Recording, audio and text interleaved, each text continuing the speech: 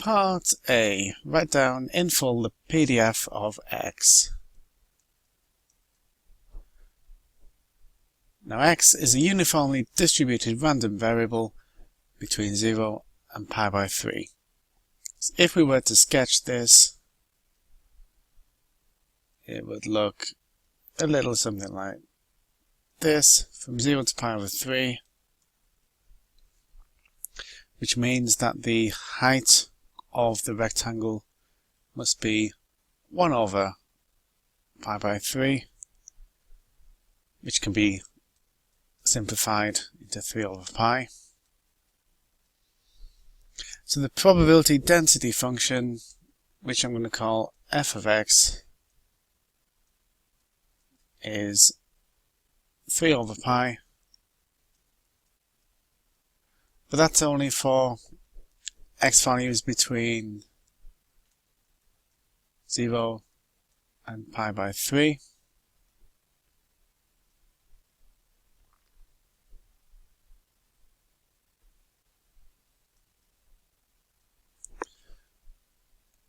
We do need the full probability density function, so it's that if x is between 0 and pi by 3 and f of x is 0 for all other x values.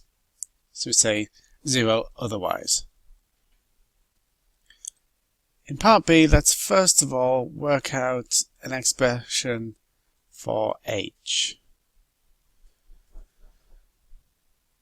BC is what we're calling h. It's opposite the angle capital X, and we know the length of the hypotenuse is 2. So that means we can write that h is 2 times sine of the angle.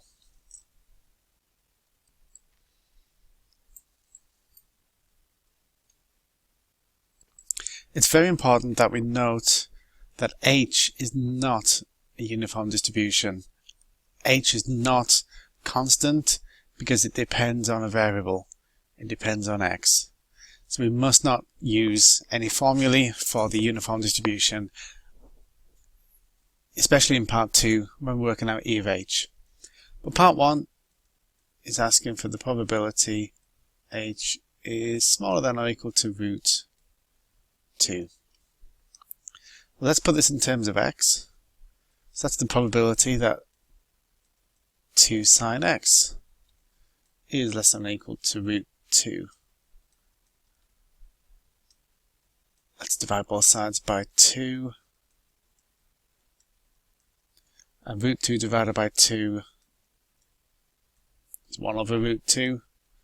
Or I could write root 2 over 2 instead.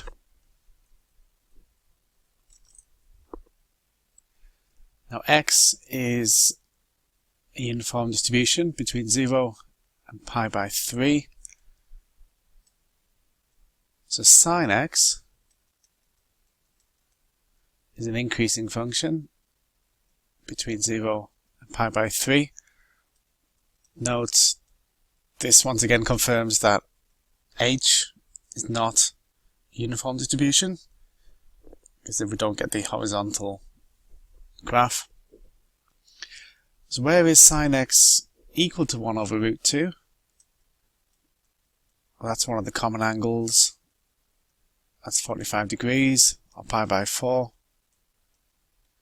So the probability sine x is less than or equal to 1 over root 2 is the same as saying what's the probability that x is less than or equal to pi by 4. Now x is a uniform distribution, and we have a graph of it up here. So between 0 and pi by 4, the area of the triangle is going to be base of pi by 4 and the height of 3 over pi, which is 3/4.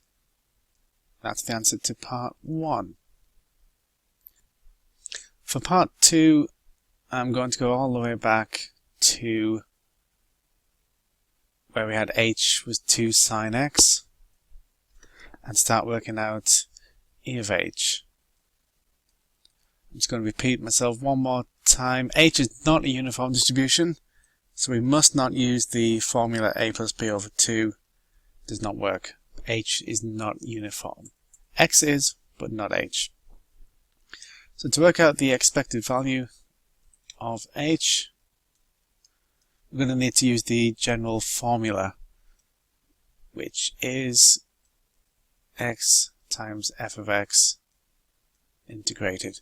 This is the general formula for the expected value of any continuous random variable. So e of h is going to be, well, h is 2 sine x, so it's going to be the integral of 2 sine x. We're going to use small x here, times by f of x. And f of x in this question is the probability density function of x, which is 3 over pi.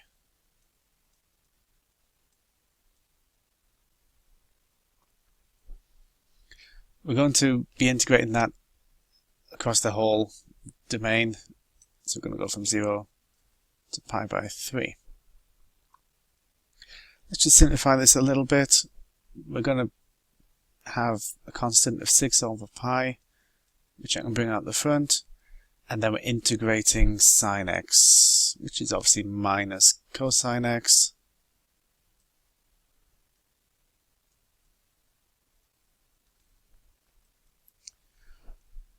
I'm going to bring the minus out to join 6 over pi, and then because of pi by 3,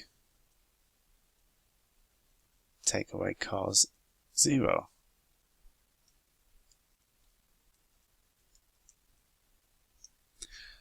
Cos of pi by 3 is the same as cos of 60 degrees, which is the same as sine 30, that's a half. Cos of 0 is 1. So in the brackets we have minus a half times minus 6 over pi is positive 3 over pi. And that's E of H.